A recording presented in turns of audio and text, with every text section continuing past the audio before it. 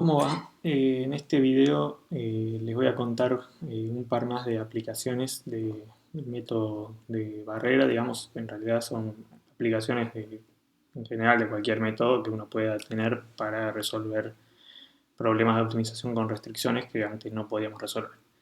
Entonces, habíamos visto en el video anterior el problema del discriminante lineal robusto, y probablemente estoy pensando que para el TP tengan que hacer el ejemplo de Support Vector Machines, que es una generalización del discriminante lineal robusto que aplica con mucha más generalidad. Entonces ahora les quería contar un par de ejemplos más para que veamos cómo funcionan los algoritmos y para mostrarles también de optimización multiobjetivo. El primer ejemplo va a ser de programación lineal, que ustedes ya vieron en investigación operativa. Supongo que solo vieron el algoritmo simplex. Entonces ahora lo vamos a resolver, el problema de programación lineal lo vamos a resolver con el método de barrera. De hecho, uno puede demostrar que en ese caso este algoritmo es de tiempo polinomial, digamos, cosa que es una propiedad que no tiene el algoritmo simplex. O sea, eso es algo teórico en realidad. En la práctica no, quizás no es tan interesante porque el algoritmo simplex funciona muy bien. Los casos patológicos son puramente interesantes porque son patológicos, pero no aparecen en la práctica. Entonces, pero bueno, está bueno igual, es un método que es bastante eficiente. Hay métodos de este tipo más eficientes incluso que este método de barrera así común. Eh, no es el primer método que se descubrió de tiempo polinomial. Los algoritmos que se descubrieron de este tipo eran más de punto interior, pero primal dual, eran otros algoritmos. Este método tardó más en demostrarse que es realmente polinomial. Eso es el trabajo de Nesterov y Nemirov. Bueno, eh, bueno, pero eso para los que les interesa la teoría de complejidad. Entonces, veamos cómo funciona esto, veamos qué es lo que obtenemos en la práctica. Entonces, consideremos ahora el problema de programación lineal. Recordemos que un problema de programación lineal general se puede escribir de esta pinta: cómo minimizar una función lineal de objetivo c traspuesta por x y restricciones de desigualdades lineales, a por x menor o igual que b. También tenemos la formulación estándar. Podríamos haberlo hecho con la formulación estándar. En este caso yo lo ataqué así porque me parecía más fácil de entender geométricamente qué es lo que pasa. Pero bueno, en la formulación estándar uno tiene restricción de igualdad. Acá son solo desigualdades. Bueno, entonces el método de barrera consiste en ir resolviendo para t mayor a 0 el problema de minimizar t por c traspuesta por x más menos el logaritmo de las restricciones, de menos las restricciones, que las escribo como por fila, digamos. B sub i menos A sub i traspuesta por x. A sub i traspuesta es la fila y-ésima de la matriz A, ¿sí? El traspuesto que no los mareé, ¿sí? O sea, acá les dije A sub i es el vector columna dado por la y-ésima fila de A. Bueno, entonces esta es la función que hay que minimizar para cada t, ¿sí? O sea, uno va a hacer una sucesión para t empezando en t igual a 1 o t igual a algo, o t más chico, digamos, y va convergiendo el t a infinito, digamos, multiplicándolo por una constante hasta que se hace muy grande, y eso converge a una solución, ¿sí? Bueno, entonces veamos qué nos dice la condición de optimalidad del gradiente. O sea, para cada t, digamos, si tengo un t fijo, la condición de optimalidad nos dice que el gradiente de esta función tiene que ser 0, ¿sí? Y podemos calcular el gradiente de esta función. El gradiente de esta función es t por c traspuesta, ¿sí? Más el gradiente de la phi en x estrella de t, que esto también lo podemos escribir, digamos, es 1 sobre b sub i menos a sub i traspuesta por x estrella de t, ¿sí? Por a sub i traspuesta, ¿sí? Entonces, lo que nos está diciendo la optimalidad es que en x estrella de t el gradiente de la función barrera debe ser paralelo al vector c, ¿sí? O sea, la función barrera es esta phi, ¿sí? El gradiente de esta función, que es esta suma, que está, es una suma, digamos, va a depender del punto en el que esté, pero es una combinación lineal de los a sub i, o sea, de las filas de la a, tiene que ser un múltiplo del vector c, ¿sí? ¿Bien? Esa es la condición geométrica, ¿sí? El gradiente de la función barrera debe ser paralelo al vector c, ¿sí? Que es el gradiente de f0, digamos. O sea, esta es mi f0, ¿sí? Y estas son mis fi's, ¿sí? En la formulación no lineal, digamos. Bueno, el hessiano también lo podemos calcular. Como es lineal, solo sobreviven los términos que vienen del gradiente. No hay términos cuadráticos porque las restricciones son lineales. No hay hessiano de fi, digamos. Entonces nos queda solo esta suma, ¿sí? De i igual 1 hasta m de b sub i menos a sub i traspuesta por x cuadrado por a sub i por a sub i traspuesta. Recuerden que a sub i es un vector columna, esto es columna por fila, que me da una matriz de n por n, ¿sí? Donde n es el número de variables. Bueno, entonces para visualizar lo que va a ser muy lindo, como lo que vamos a ver ahora, es, vamos a considerar un ejemplito en dos variables. Quizás esto lo tendría que haber hecho en el video anterior, en retrospectiva, me arrepiento y les pido disculpas por no haber hecho este ejemplo que se ve el central path muy lindo en el ejemplo, en la parte teórica, digamos, cuando estábamos haciendo la deducción teórica del algoritmo y yo les hablaba del central path, me parece que ahí me olvidé mostrarles un dibujito de lo que es el central path, que es una curva, digamos, o sea, en general el central path nos da una curvita en t, ¿sí? En el caso de R2 o R3 podemos visualizarla. En este caso se puede visualizar y es muy lindo. Y además, bueno, tenemos la condición geométrica, esta, digamos, que tiene que cumplir. Lo que nos dice, digamos, es que en el X estrella, en el central path, el gradiente de la función barrera tiene que ser paralelo al vector c, ¿sí? Entonces vamos a visualizar, digamos, el gradiente de la función barrera y vamos a ver que es paralelo al vector c en el central path. Bueno, entonces armé este ejemplito muy muy simple, digamos, es un poliedro con 4 restricciones en R2, es una cosa deformada de un cuadrado, digamos, eh, les queda cerradito, compacto, digamos, eh, y esta es la función objetivo, digamos, a minimizar, ¿está bien? Bueno, y el resultado es este, digamos, ahora les explico qué es cada cosa, este es el central path, digamos, lo hice haciendo, digamos, un mu muy chiquito, digamos, no porque sea eficiente, sino para graficarlo, digamos, que sea bien curvado y no sean puntos. Entonces hice un mu igual a 1.2 creo que era. Y empezando desde muy chiquito, si uno pone el mu igual a 0, si uno acá pone, perdón, mu igual a 0 no, si uno pone t igual a 0, el problema que le queda, esto que está acá, minimizar esta función sin esto, o sea, si este término muere, es lo que se llama el analytic center del polígono, ¿sí? Entonces eso se llama el centro analítico, que es una especie de centro, pero es analítico en el sentido de que depende de cómo está expresado el polígono con las restricciones. O sea, hay muchas formas de expresar un polígono con restricciones y depende de cómo lo hacemos. No es algo que sea intrínseco del polígono en sí, sino de las restricciones más bien, ¿sí? Uno podría poner restricciones que son superfluas, digamos que, por ejemplo, podría poner una curva por acá paralela a esta, en este caso, y eso no afectaría al polígono, el poliedro, porque tengo esta curva, que es esta restricción, entonces no afecta para nada, pero sí afecta a lo que es el Analytic Center, digamos, porque voy a tener una desigualdad más que va a pesar.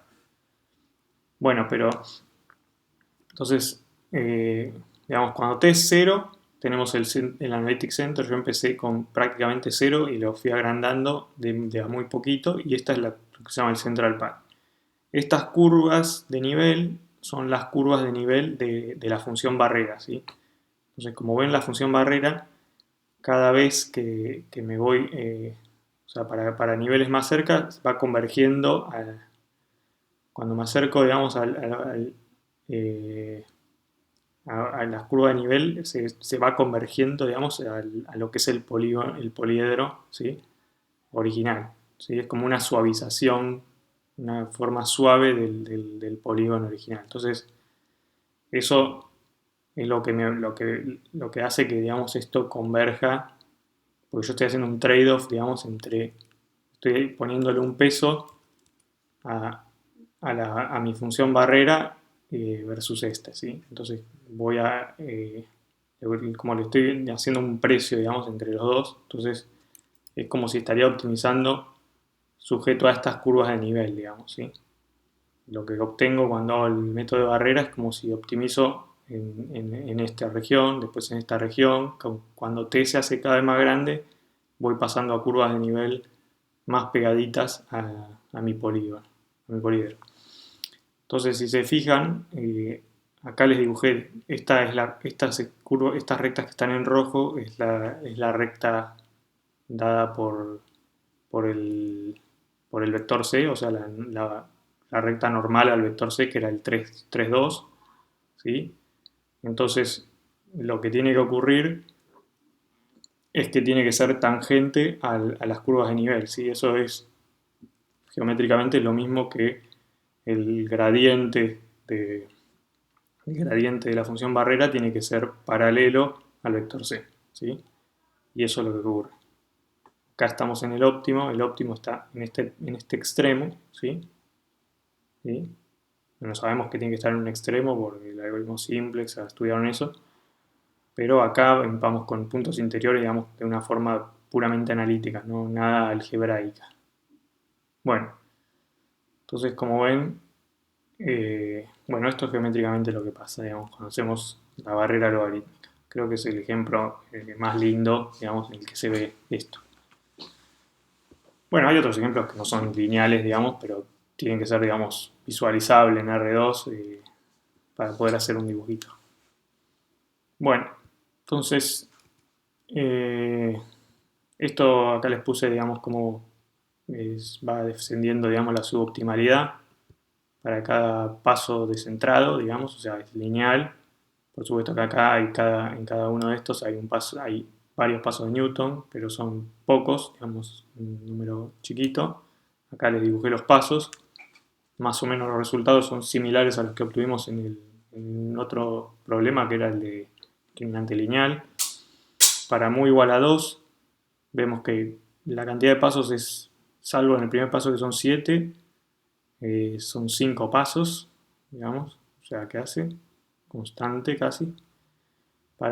Pero son muchísimos pasos, digamos, porque o sea, esto es una lineal con una pendiente mucho más achatada, digamos. Entonces no es lo óptimo. Para mu igual a 10 hacemos también muy pocos pasos, 6 pasos como máximo, 6 6 5 5 6 6 6 y hacemos 7 pasos totales, digamos, de centrado, o sea que esto es muy poquito. Para mu igual a 50 hacemos, acá se nos fue a 12 pasos en un momento, 7 12 6 y 5. Estamos casi prácticamente lo mismo que entre muy igual a 10 y muy 50, en total, digamos, contando todos los pasos. Y muy igual a 100, de hecho, hace menos pasos, o sea, parece que sería como el óptimo en este caso al menos. Hace 6 8 6 6, ¿sí? Bueno, pero vemos que en realidad no hay mucha dependencia del parámetro, bastante robusta la cosa esta. Eh, bueno, entonces esto era el ejemplito visualizable, pero estamos pensando en un ejemplo que son dos variables y cuatro restricciones. Entonces, lo que dije fue, hagamos un ejemplo serio, digamos, algo más eh, real en el sentido del tamaño del problema, ¿sí? Entonces, no tenía un problema en mente, pero además ustedes ya vieron un montón de problemas de aplicaciones de DLP en investigación operativa, así que dije, bueno, no voy a perder mucho tiempo explicándoles esto. Entonces lo que hice fue armar un ejemplo, digamos, al azar, digamos, hice una matriz generada al azar. Ahora no me acuerdo exactamente cómo hice para que, o sea, para que garantizar una solución. O sea, uno no puede tirar una matriz aleatoria random y eso no tiene por qué no tiene por qué tener solución, digamos. O sea, este problema podría ser infactible, ¿sí? Entonces, bueno, ahora no me acuerdo exactamente cómo había hecho, pero si quieren después me lo pueden preguntar y les digo. Ahora no me acuerdo porque lo hice hace un par de días. Entonces, con un método al azar generé una matriz de 100 por 10, o sea, 10 variables y 100 restricciones, que tiene una solución factible, ¿sí? No es como en este caso que acá ya tenía la solución factible porque lo diseñé yo, entonces ponía el 0, 0 y chao. Entonces acá hay que hacer un método de fase 1, ¿sí? Entonces hacemos un método de fase 1 para encontrar una solución factible para el LP. El método de fase 1, acuérdense que, digamos, básicamente agregamos un t, esta la borramos, digamos, le agregamos un t y después minimizamos en t, ¿sí? O sea, empezamos con un t y siempre tenemos una solución factible, digamos, para un t grande, ¿sí? Y bueno, eso es la minimización, esa es la fase 1, ¿sí? Acá estábamos. Entonces hacemos un método de fase 1. De nuevo, hay que tener alguna garantía de que eso va a tener solución estrictamente factible. Y bueno, los resultados, a pesar de que el tamaño de la matriz es mucho más grande, digamos, son 100 restricciones y 10 variables, mucho más que 2 y 4, 4 y 2, es más o menos similar, o sea, convergen 8 pasos de forma lineal bastante bien. Y no les puse el análisis de varios mu, pero es similar, o sea, no hay mucha diferencia. Eh, Pueden ver en el libro de Boyd que hace un análisis más exhaustivo, digamos, resolviendo un montón de LPs para distintos tamaños, digamos, de 50 por 50, de 100 por 100, de 200 por 200, de 500 por 500, de 1000 por 1000, y resuelve un montón, digamos, para que sea robusto el análisis. En general esto funciona más o menos bien y con muy poca variabilidad, ¿sí? Y van a ver que no crece muy lentamente, digamos, el tiempo o la cantidad de pasos, digamos, de Newton. El tiempo sí, porque crece, o sea, en cada Newton el, el tamaño crece como, o sea, el tamaño del hessiano crece como las variables, digamos, así que las variables, si se aumenta la cantidad de variables, eso crece de forma cúbica, así que el tiempo crece de forma cúbica por el Newton, ¿sí? Por el sistema lineal. O sea, lo que cuesta acá es resolver el sistema lineal. Pero después el algoritmo en sí, el resto es todo más o menos se mantiene constante, que es lo que uno espera, digamos, porque esto tiene que ser, digamos, del mismo costo que resolver un sistema lineal un número finito de veces, ¿sí? Bueno, ok. Entonces, eso sobre LP no vamos a hacer mucho porque ya vieron investigación operativa.